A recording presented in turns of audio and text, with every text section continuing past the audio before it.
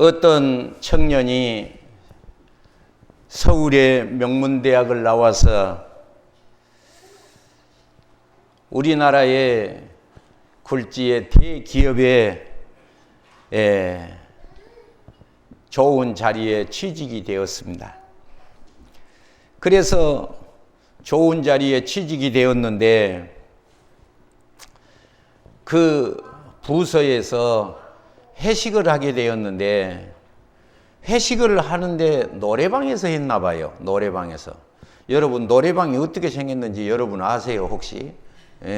그래서 노래방에 가서 회식을 하게 되었는데 이 사람이 아주 회식을 하니까 그 앉은 자리에서 신입사원이 다른 사람이 말을 할 기회를 주지 않고 혼자서 대화를 주도를 하는 거예요.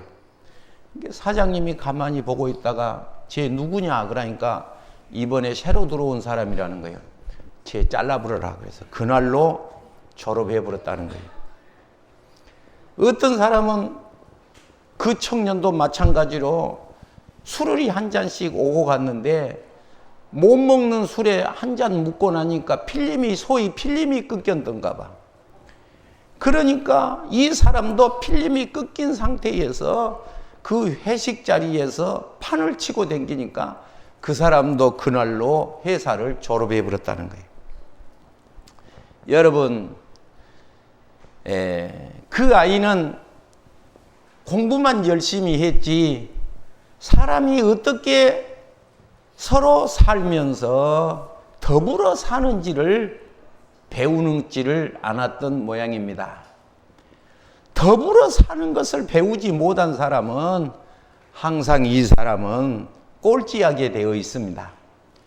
오늘 성경에 하나님이 우리에게 주시는 말씀이 있는데 오늘 그 말씀 속에서 사람은 또 한 걸음 나아간 하나님의 백성인 신자는 예수 믿는 사람은 더불어 사는 기술이 있어야 된다는 거예요. 저는 어려서부터 한문 공부를 많이 했는데 이제 한문 공부를 한 4, 5년쯤 하면 명심보감이라는 책을 배웁니다. 그래서 맨 처음에 한문서당을 가면 추구책을 배웁니다. 사자성어를 하는 거예요. 소위 추구책을 배워요. 그 다음에 무엇을 배우냐 그러면 천자문을 배워요. 천자문. 천자문을 배우면 뭐냐 그러면 계몽편, 동문성습 이런 과정을 띄고 명심보감이라는 책을 배웁니다. 그럼 명심보감을 배운 사람은 솔찬히 한자를 많이 배운 사람이에요. 그런데 그 명심보감 책에 무슨 말이 되었냐 그러면 인성교육이 써져 있는데 여러분 우리가 요새 배운 대학에서 인성교육은 무엇을 인성교육이라고 하나요? 문학을 인성교육이라고 합니다. 사학을 인성교육이라고 합니다. 철학을 인성교육이라고 하죠. 이 세 가지 문사철이라고 그러죠. 이제 애우기 쉽게 문사철 그것을 문학 즉 인성교육이라 그래요. 그런데 오늘 우리가 조상님들이 우리에게 대대로 불러준 그 책을 보면 사람이 역사도 중요하고 문학도 중요하고 철학도 중요하는데 사람 되는 것을 가리키는 데가 있는데 17번째 줄에 정기편이 있는데 그 정기편에 써진 말이 있느냐 그러면 무슨 말이 써져 있느냐 그러면 주중 불어는 진군자요. 참말로 군자 중에 진짜 군자가 있는데 술 취한 가운데 말이 없는 것은 그것이 군자고 물질을 깨끗이 하고 물질을 정확하게 하는 사람을 가리켜서 대장부라 그렇게 어려서 인성교육을 시킵니다. 그런데 오늘 그 대장부라는 말이 항상 궁금했어요. 저는요. 대장부. 성경을 보면 대장부라는 말이 등장을 합니다. 대장부라는 말이 등장을 하는데 우리나라 성경에 대장부라는 말이 6번 등장을 하고 원어의 뜻을 히브리의 성경을 찾아보면 다시 여호수아서 1장 5절, 7절, 9절, 18절을 보면 강하고 담대하라 이 말을 대장부라는 말로서 같이 표현을 했던 것입니다. 저는 오늘 5월달은 가정의 달이라고 그러는데 오늘 우리 가정에서 교육이 없어요. 가정에서 교육이 없어. 영어만 잘 가르쳐야 되고 수학만 잘 가르쳐야 되고 태권도만 잘 가르쳐야 되지, 이 아이가, 이 사람이 결정적으로 중요한 것은 사람과 사람 사이에 더불어 사는 것을 배우지 아니하니까 아까 그 청년처럼 어디 가면 혼자 잘나버렸어. 자기보다 똑똑한 사람이 없으니까 대화를 주도하고 끼지도 않고 시시한 자리에는 앉지도 않고 자기는 소위 공주 왕자병이 들어서 이 사람은 더불어 살지를 못하니까 이 세상에서 아웃사이더로 사는 거예요. 아웃사이더. 오늘 성경에 대장부라는 말을 우리가 잘 참조할 보려면 어떻게 해야 되느냐. 대장부라는 말을 했던 다윗의 생애를 찾아보면서 대장부라는 말을 우리는 생각해 볼 수가 있는데, 하나님께서 예수님이 태어날 때 이름을 지었죠. 예수님의 처녀가 잉태하여 아들 낳는다. 그 이름을 임마누엘이라 하리라. 마태복음에 보면 뭐라고 써졌느냐. 아들을 낳으리니 이름을 예수라 하라. 하나님께서 이름을 지어주었어요. 그런데 다윗에게 하나님께서 다윗의 자녀에게 하나님이 이름을 주어줬는데, 보라 한 아들이 내게서 날 것인데 그는 온순한 사람이라 그의 이름을 솔로몬이라고 불러라. 그렇게 하나님이 다윗에게 태어날 그 자녀의 이름을 지어준 거예요. 여러분, 오늘 이 시간에 하나님과 더불어 사는 축복의 사람 되시기를 바랍니다. 하나님과 더불어 사는 사람 뿐만 아니라 우리는 사람과 더불어서 함께 사는 법을 배워야 하는 것입니다. 여러분, 대단히 미안합니다. 양해하고 들으세요. 우리나라는 아이 교육을 할 때 점수가 떨어지면 아주 심각해하고 문제를 삼습니다. 그런데 미국에서는 그러지를 않습니다. 점수가 안 나온 것은 신경을 쓰지 않습니다. 그런데 아기가 숨바꼭질을 할 때 아이가 여러 친구들과 더불어서 어울리지 못할 때는 너무 부모가 심각하게 생각을 하는 거예요. 지금 저 아이도 그렇다는 말을 강조하는 거예요. 왜냐, 성경에 호산나 다윗의 자손이여 찬송하리라도 안 하면 땅바닥에 떨어진 돌들이 소리를 지른다는 거예요. 우리가 아멘 소리를 안 하니까 제가 혼자서 다 해버리는 거예요. 할렐루야. 영역이 충만해가지고. 예. 여러분, 오늘 이 시간에 하나님께서 우리를 사랑하시고 하나님께서 우리를 붙잡아 주시고 복 주시는데, 복 주신 사람이 어떻게 살아야 되느냐, 더불어 살 줄 아는 사람이 되어야 된다는 거예요. 그래서 이 친구가 여러 친구와 어울리지를 못하면 집에서 파티를 합니다. 그래서 그 친구들을, 어울리지 못한 친구들을 전부 불러다가 놓고 그 어울리지 못한 내 아들을 그들과 함께 어울릴 수 있도록 자리를 마련해 주는 사람들이 있었으니 미국 사람들이라는 거예요. 우리나라 사람은 점수만 올라가면 말 안 해. 공부만 잘하면 말을 안 해. 그런데 공부 잘한 거, 그거 50가지 재주 중에 한 가지입니다. 50가지 재주 중에 하나예요. 공부 잘해서 여러분 좋은 자리 취직했다가 심성이 안 되면 도둑놈 되는 겁니다. 심성이 안 되면. 오늘 다윗의 생애를 보면서 다윗의 후손을 하나님이 복을 주셨는데, 다윗이 오늘 본문에 1절에 죽을 날이 임박하며 그의 아들 솔로몬에게 줄을 치시죠. 명령하여. 따라합시다. 명령하여. 네. 명령하여 이르되 내가 이제 모든 세상의 사람의 사는 길로 가게 되었노니 너는 힘써 대장부가 되어라. 대장부가 되어라 하는 것이 다윗의 유언이었습니다. 아들 솔로몬에게 주신 너는 힘써 대장부가 되어라 하는 것이 뭐냐 그러면 다윗의 유언이었어요. 여러분, 이런 말은 조금 조심스러운 말인데 양해하고 들으세요. 제가 몇 살까지 살까 하는 것을 생각을 해보니까 잘은 몰라도 앞으로 한 60년은 더 살 것 같아요. 아무리 생각을 해봐도 한 60년은 더 살 것 같아요.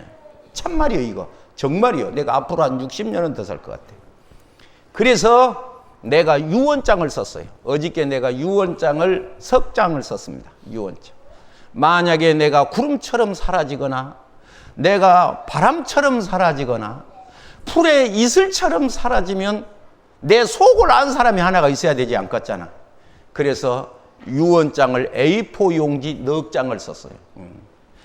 그래서 사랑하는 아내에게 그러고 유언장을 쓰는데 내 마음이 여간 그것이 참 정직해지는 거예요. 사랑하는 아내에게 이게 유언장을 쓰는데 제가 유언장을 A4 용지로 넉 장을 썼는데 그 유언장을 쓰면서 우리는 지금까지 살아온 것이 그래도 행복했었구나. 할렐루야. 또 사랑하는 자녀에게, 사랑하는 교회에게, 그리고 내가 이 세상이 없어지면 나는 어떻게 나를 해다오 하는 그것을 유언장을 A4 용지 넉 장으로 썼으니까 혹시 내가 컴퓨터에 넣어놨으니까 내가 구름처럼 없어지면 내 컴퓨터 검색하면 유언장이 나올 겁니다. 유언장이 나올 거예요. 그런데 다윗이 오늘 아들 솔로몬을 불러놓고 유언장을 썼다는 거예요. 유언장을 말했다는 거예요.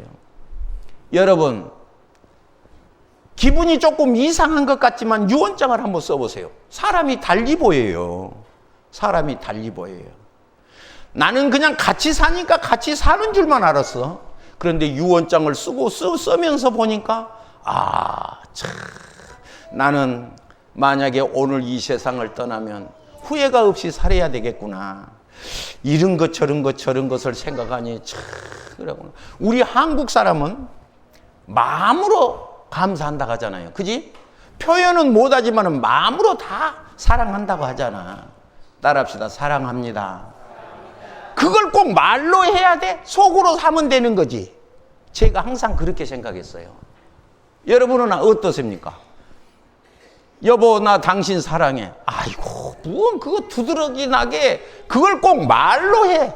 말 안 해도 속으로 다 하는 건데, 속으로 다 하는 건데. 여러분, 유언장을 쓰면서 제가 만약에 내가 오늘로 사라지면 여보, 나 당신 사랑해 이 말을 안 한 것이 정말 억울할 수도 있겠구나. 할렐루야. 어째서 갑자기 여러분도 그냥 침착해지십니까? 어쩝니까? 여러분 한번 써보세요. 유언장을 한번 써보세요. 내가 만약에 이 세상을 살아서 내가 뒤돌아보면 내가 이 세상에 남겨둔 사람들이 있는데 내 남겨둔 그 사람을 내가 보세요. 잘해준 것도 내가 잘못한 것도 아무리 잘한 것 같지만은 부족한 것 같고 잘못한 것은 너무너무 가슴이 아픈 것 같고 너무너무 가슴이 아픈 것 같고 그래서 어제 유언장을 쓰면서 우리 어머니 마음이 이랬었겠다. 우리 어머니 마음이 자식을 남겨두고 먼저 가신 우리 어머니가 뒤돌아보면서 발걸음이 떨어지지 않으셨겠구나 하는 것을 생각해 봅니다. 오늘 본문에 마지막으로 아들 솔로몬을 놓고 명령을 하는데 지켜도 좋고 안 지켜도 좋은 것이 아니라 명령을 하는데 그 명령이 무엇이냐? 1번 힘써서 대장부가 되어라. 그냥 대장부가 될 수 있는 것이 아니에요. 힘쓰고 애쓰고 간절히 더욱 애쓸 때 대장부의 삶을 살 수가 있었다는 거예요. 대장부라는 말을 오늘 저는 8가지로 나누어 보았는데 첫째, 용맹스러운 용사였다. 믿음의 대장부라. 사무엘상 17장 48절 내용을 보면 블레셋 사람이 일어나서 다윗에게로 마주 가까이 오고 다윗이 블레셋 사람에게 마주 항우를 향하여 빨리 달리며 손을 주머니에 넣어 돌을 취하여 물매를 던지며 블레셋 사람의 이마를 치고 그 미마에 박히니 땅에 엎드려지니라. 골리앗을 향하여 강하고 담대하게 뛰어나가는 이 사람 다윗이 대장부의 의미를 말하고 있는 거예요. 모든 사람이 사울왕도 바위틈 속에서 나오지 않습니다. 오늘 이스라엘 군사들도 바위틈 바구니 속에서 골리앗을 무서워하여 블레셋 사람의 많은 군사를 보고 두려워하여 바위틈 속으로 들어갔어요. 그때 믿음의 대장부였던 다윗이 물맷돌 5개를 손에 쥐고 골리앗을 향하여 튀쳐나가는 믿음의 사람 좌로나 우로나 치우치지 아니하고 하나님을 바라본 이 다윗의 가슴이 무엇이냐? 대장부였다는 거예요. 여러분, 우리는 어떻게 세상을 살아야 할까요? 모든 사람이 다 맞다고 해도 기도하면서 예 마음에 결정할 수 있는 내 삶을 바라보면서 하나님 앞에 사도 바울처럼 나는 달려갈 길을 마치고 선한 싸움을 싸우고 믿음을 지켰다고 말한 사도 바울의 대장부의 모습이 오늘 내 인생을 돌아보면서 하나님 앞에 믿음의 삶을 살았다는 다윗 속에서 무엇을 말할 수 있느냐? 바로 대장부라는 말을 할 수가 있었습니다. 오늘 본문의 대장부라는 이 말을 하나님께서 여호수아에게 너는 강하고 극히 담대히 하여, 이 말을 하나님께서 여호수아에게 반복해서 너는 강하고 극히 담대히 하여 살 것을 하나님이 여호수아에게 말했는데, 이것이 바로 대장부의 삶을 살도록 하나님이 여호수아에게 임명했다는 거예요. 오늘 하나님이 이 시간 나에게 주시는 말씀이 있는데 어떻게 살아야 돼? 대장부처럼 살아야 돼. 대장부처럼 살아야 돼. 둘째로 대장부는 어떤 사람이었느냐? 사무엘하 9장 6절에 다시 말해서 바깥으로는 부드러운 것 같으면서 내 가슴 속에 부드러운 하나님의 사랑이 들어있는 사람인데, 우리말로 표현하자면 정이 많은 사람이었다. 정이 많은 사람을 다른 말로 말하면 긍휼히 여길 줄 아는 사람이었다는 거예요. 사무엘하 9장을 보면요, 사울의 가문이 멸문지화를 당했어요. 사울의 가문이 살아난 사람이 없이 다 죽었어요. 그런데 다윗이 사울을 그리는 거예요. 사울의 집에 남아있는 사람이 없느냐? 사울 집에 남아있는 후손이 없느냐? 그러고 그 집을 찾는 거예요. 아마 나쁜 사람 같았더라면 뿔이라고 하는 것은 다 없이하여 혹시 사울 사자만 들어가도 씨를 남기지 말고 종자를 멸해버려야 돼요. 왜냐? 그래야 내가 다윗 왕이 자리가 튼튼해질 것이기 때문에. 그런데 다윗은 사람을 바라보지 않고 사람의 생각을 하지 않고 가슴속에 하나님이 세상을 이처럼 사랑하사 독생자를 내어주신 가슴의 사랑이 다윗 속에 들어있었다는 거예요. 예수님의 마음이 다윗 속에 들어있었다는 거예요. 우리의 가슴 속에 하나님이 복 주시는 사람 대장부의 마음은 어떤 사람이냐 하면 사울 집에 남아있는 사람이 없냐 찾는 거예요. 그때 어떤 신하가 나와서 말하기를 요나단의 아들 무비보셋이 하나 살아있습니다. 무비보셋이 하나가 살아있습니다. 다윗이 말하기를 무비보셋을 찾아오너라. 무비보셋을 찾아오너라. 그러니까 이 무비보셋이 다윗 앞에 나오니까 얼마나 이러고 떨었던지. 왜 그랬겠어요? 죽을 줄 알고, 사울왕이 틀림없이 나를 죽일 줄 알고, 다윗왕이 죽일 줄 알고, 다윗왕 앞에 나온 무비보셋이 몸을 사시나무 떨듯 한 거예요.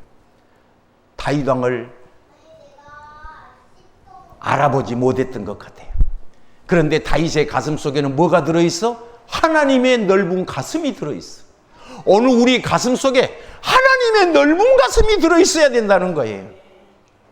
다윗이 무비보셋을 보고 무비보셋이여, 무비보셋이여, 두려워하지 마라, 무서워하지 말아라. 내가 반드시 네 아버지 요나단을 인하여서 내게 은총을 베풀리라. 내가 네 조부 사울의 밭을 다 도로 내게 주겠고, 뿐만 아니라 또 너는 항상 내 상에서 식사를 같이 할지니라. 임금의 상에서 임금이 먹는 식사를 정말로 너는 내 상에서 앞으로 식사할 것이다 하는 은혜를 베풀었으니, 이 마음이 무슨 마음이요? 대장부의 마음이라는 거예요. 대장부의 마음. 이 마음이 무슨 마음입니까? 하나님이 복 주시는 마음이라는 거예요. 창세기 27장에 내 아들의 향치가 여호와 복 주신 밭의 향치로다. 여러분, 하나님의 복 주신 밭의 향치로다. 내 아들의 향치가, 대장부의 향기가 여호와의 복 주신 하나님으로부터 받은 축복의 마음이구나. 여러분, 복이라고 하는 것은 물질만이 복이 아니에요. 정말로 가장 큰 복은 성경에 심령이 가난한 자 복이 있나니 천국이 저희 것이며, 이 말이 바로 넓은 마음을 의미하고 있다는 거예요. 셋째로, 대장부의 마음은 의로운 사람의 마음이라는 거예요. 사무엘하 8장 15절에 보면 다윗이 이스라엘을 다스려 통치를 할 때에 모든 백성에게 공과 의를 행했다. 따라합시다. 공과 의를 행했다. 다시 말해서 하나님의 말씀 중심주의로 살았다는 거예요. 성경에 룻이라는 여자가 있었어요. 모압 여자였어요. 며느리였지요. 둘째 며느리였습니다. 그런데 엄마를 이렇게 보니까 남편이 죽었어요. 시아버지가 죽었어요.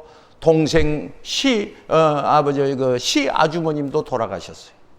그러니까 시어머니가 하는 말이, 아가야, 너는 네 갈 길을 가느라. 내게 너와 같이 살아줄 사람이 없으니 가거라. 그러니까 룻이 하는 말이 이렇게 말합니다. 룻이 말하기를, 어머니 가시는 곳에 나도 가고, 어머니 유숙하는 곳에 나도 유숙하고, 어머니 백성이 내 백성 되고, 어머니 하나님이 내 하나님 됩니다. 배반치 않는 사람. 여러분, 배반하지 않는 사람. 배반하지 않는 사람. 배반하지 않는 사람. 사람은 배반하지 않고 살아야 돼요. 그것이 무엇이냐? 사람을 잃지 말아야 돼요. 돈을 잊어먹은 것도 큰 것을 잃어먹은 것이지만 사람을 잊어먹으면 안 됩니다. 돈을 잊어먹으면 돈을 찾으려고 애를 써요.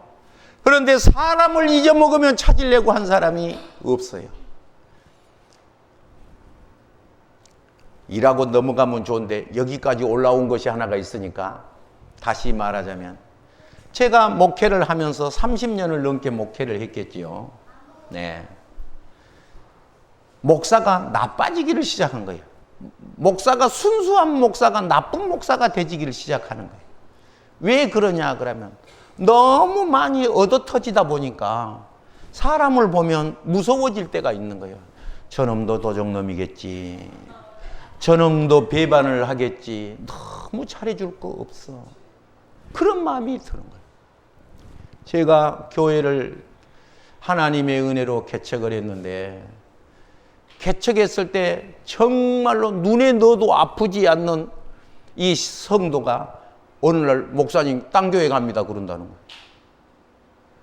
나는 목회하고 처음으로 성도를 잊어먹어 본 거예요. 그런데 그 마음이 슬프지도 않고 기쁘지도 않고 웃음도 안 나오고 말이 안 나온 마음이 딱 강대상 앞에 앉아서 멍 때리고 나를 꼬박 세고 안 걷는데 슬프지도 않고 기쁘지도 않고 덤덤한 건데 그 마음이 뭘로 설명해 본 것이 없어. 내가 사모님에게 하는 말이 여보세요 사모님, 내가 얼굴이 받쳐준 사람이 되어서 내가 연애를 해서 채워본 일이 없는데 아마 사랑하는 사람에게 채이는 심정이 이와 같은지 모르겠다. 내가 그런 거예요. 안 해봤어?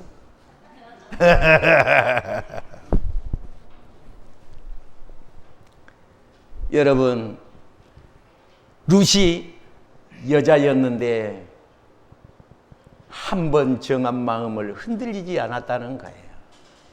성경에 자로나 우로나 치우치지 않았다는 말 혹시 들어보셨어요? 네 번째, 경건한 사람이 대장부라는 거예요. 사무엘하 7장 2절을 보면 왕이 선지자 나단에게 이르되, 왕이 그 말은 다윗을 가리킨 것이죠.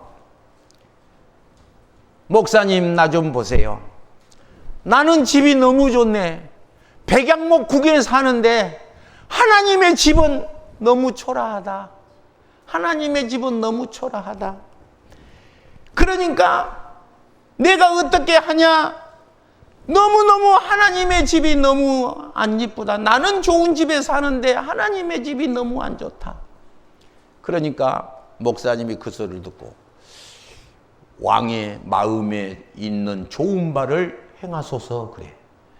다시 말해서 당신이 하나님의 집을 지으려면 지으세요 그 말이에요. 그랬는데 누가 급하냐 그러면 하나님이 급한 거예요.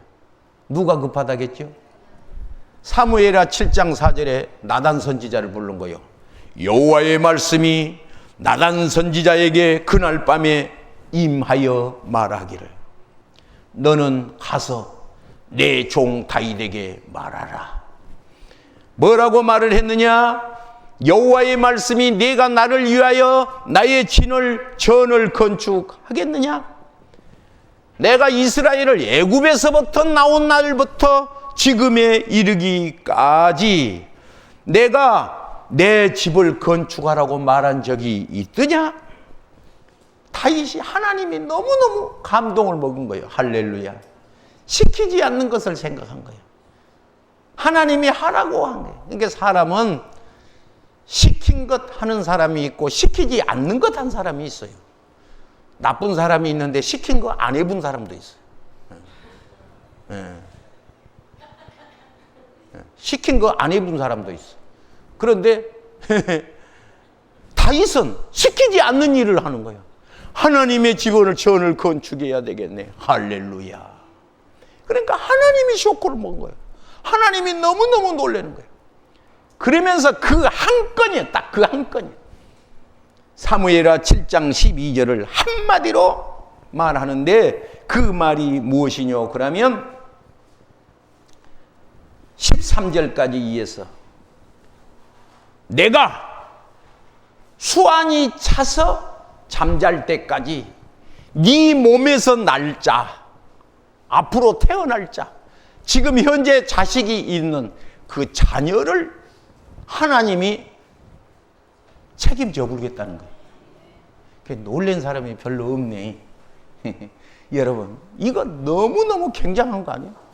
한마디의 말로 네 몸에서 날 자, 네 몸에서 낼 잘 자식을 세워서 네 아들 세워 이 나라의 왕되게 하겠다. 또 그 나라 일을 또 왕되게 하겠다. 미안합니다. 성경을 한번 찾아보실까요? 사무엘하 7장 13절. 이게 다윗의 절정이거든요. 다윗의 절정. 계약, 다윗. 성경은 계약서라고 한다겠죠. 사무엘하 7장 13절. 이게 절정이에요. 우리가 어떻게 신앙생활을 해야 할까? 하나님은 대체 다윗에게 무슨 복을 주었을까? 하나님은 어떤 사람을 복 주실까? 어떤 사람을 복 주실까? 그 말이에요. 그 말. 그 말이. 13절 찾았으면 아멘 하겠습니다. 저는 그 말은 다윗은 그 말입니다. 내 이름을 위하여 집을 건축할 것이요. 다윗은 하나님의 이름을 위해서 하나님의 교회를 건축할 것이요. 여호와인 나는 다윗의 나라의 왕 자리를 영원히 튼튼하게 해 주리라. 자손의 수천만 대의 복을 하나님이 약속하신 것이죠. 그래서 마태복음 1장 1절 아브라함과 다윗과 예수 그리스도의 세계 그러는 거예요. 다윗의 이름이 거기 들어가는 거예요.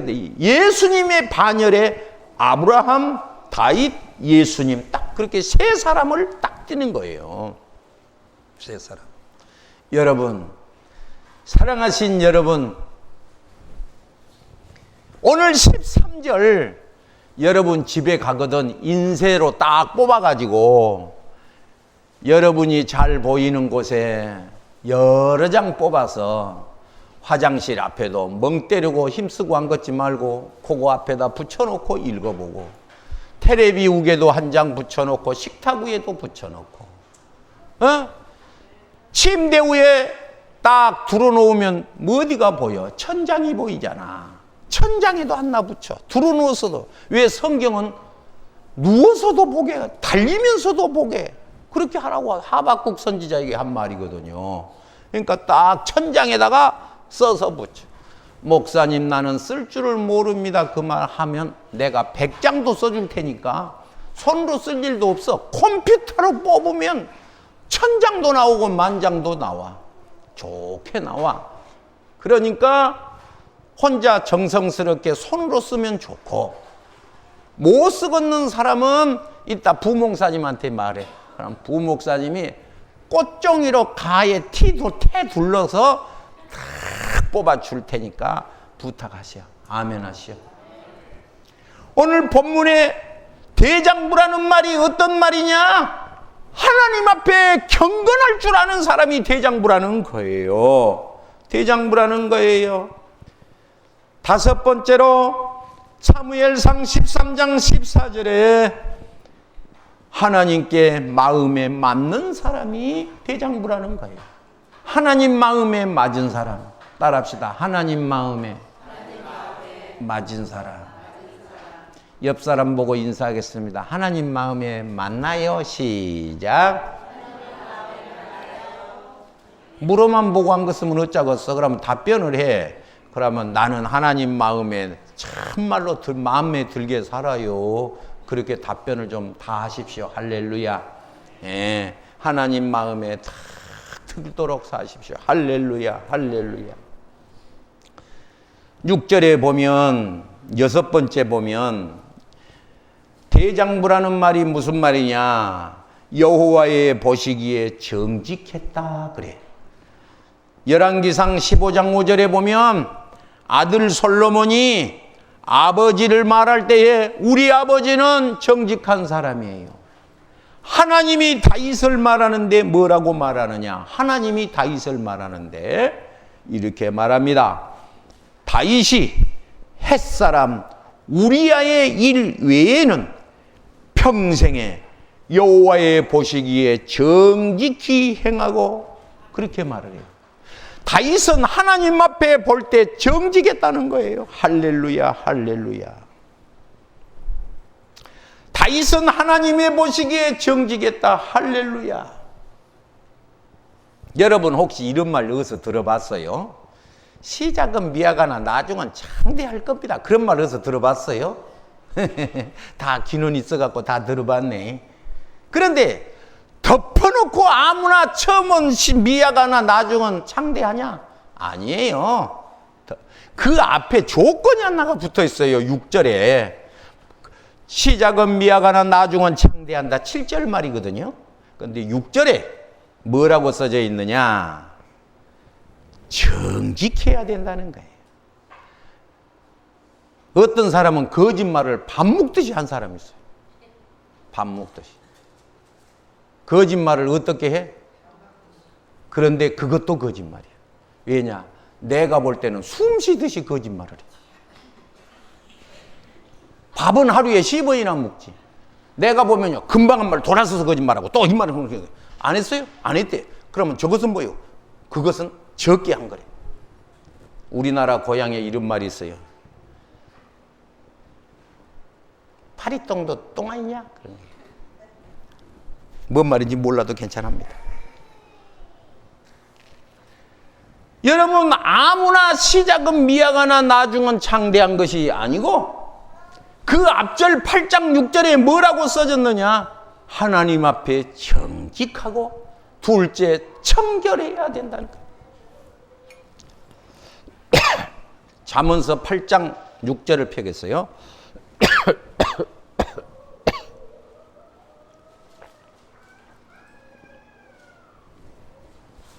잠언서 8장 6절.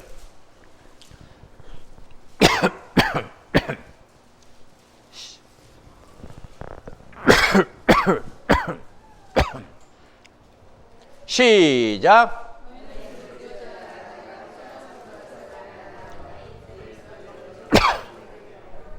8장 7절 시작.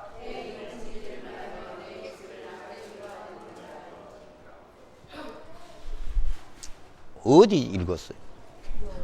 예, 8장이 옳지. 예. 예.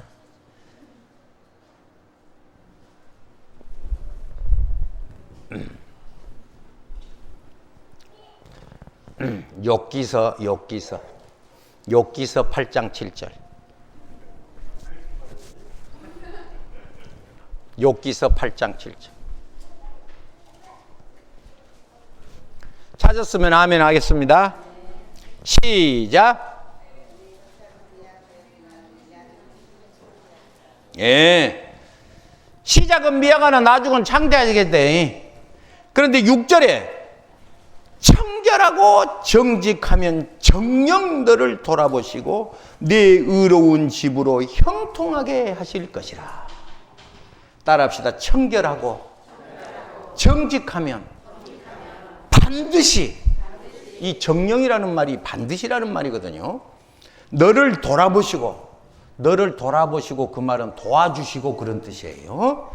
내 의로운 집으로 따라합시다. 형통한다.